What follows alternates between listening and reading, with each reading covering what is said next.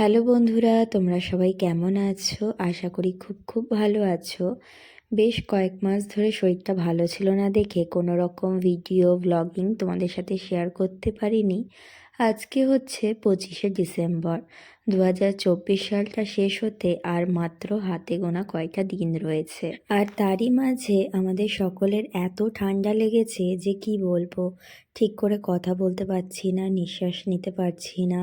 মেয়েরও সমানে সর্দি কাশি লেগেই রয়েছে। তা প্রথমে ভেবেছিলাম আজকের দিনটা কোনো রকমভাবেই সেলিব্রেট করব না, যেহেতু শরীরটা কারোরই ভালো নেই। তা সন্ধেবেলায় দেখো আমার ননদিনী ঠাকুরপো এসেছে সুন্দর একটা কেক নিয়ে। তোমাদের দাদাভাই আনতে গেছিলো। ওরা যেহেতু এখন কলকাতাতেই রয়েছে, তা ছোট বড় সমস্ত অকেশন যেন তো আমরা একসাথেই সেলিব্রেট করি। আর আজকের দিনে বৌদি বাড়ি যাবে না, এটা তো হতেই পারে না। তা দেখো সবাই বেলুন ফোলাতে লেগে পড়েছে, আর আমার মেয়েও বেলুন নিয়ে খেলা শুরু করে দিয়েছে। ওরা আসবে দেখে আমিও টুনি লাইট দিয়ে ঘরটা সুন্দর করে সাজিয়ে দিয়েছি। এখন শুধু বেলুন কয়টা ফুলিয়ে নিলেই হবে। এগুলো আর কোথাও লাগাবো না, নিচেই ছড়িয়ে ছিটিয়ে দেব, তাহলে বেশ ভালোই লাগে। আর আমার মেয়ে দেখো কি খুশি। আর সাথে একটু স্যান্টা ক্লসের গান চলছে, তা সেজন্যই এখানে একটু ভয়েসটা মিউট করা রয়েছে, নয়তো কপিরাইটের ক্লেম পড়ে যাবে।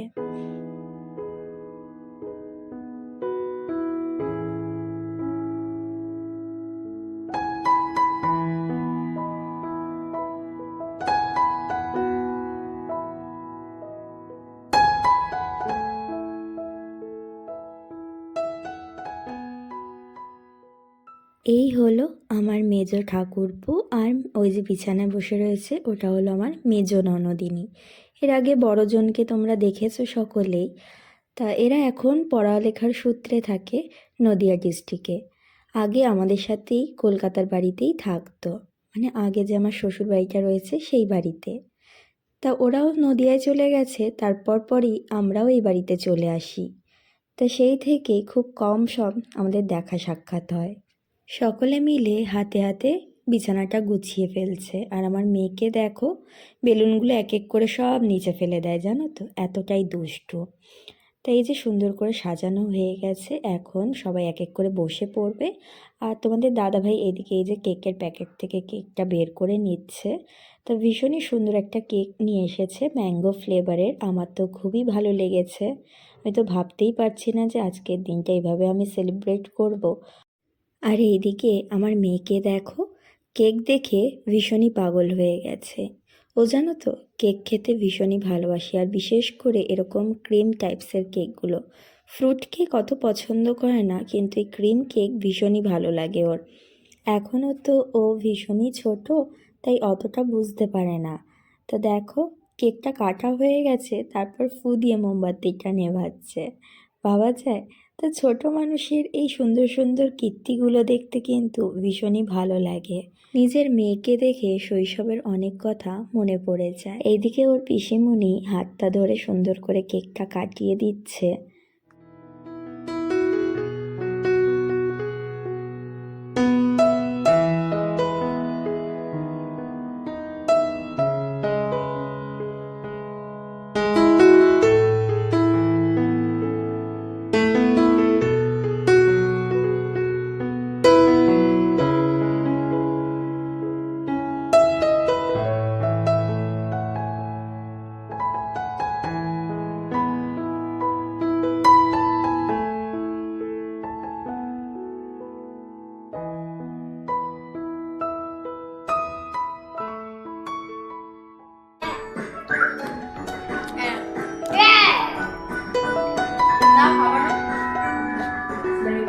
কেক কেক দেখাও।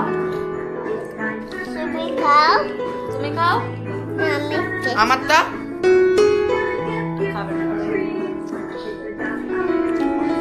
খাচ্ছ তুমি? পড়ে আছে বাবু কেক তুমি কি খাচ্ছ? কেক কি জন্য? কিসের কেক এটা? কি জানি আমের।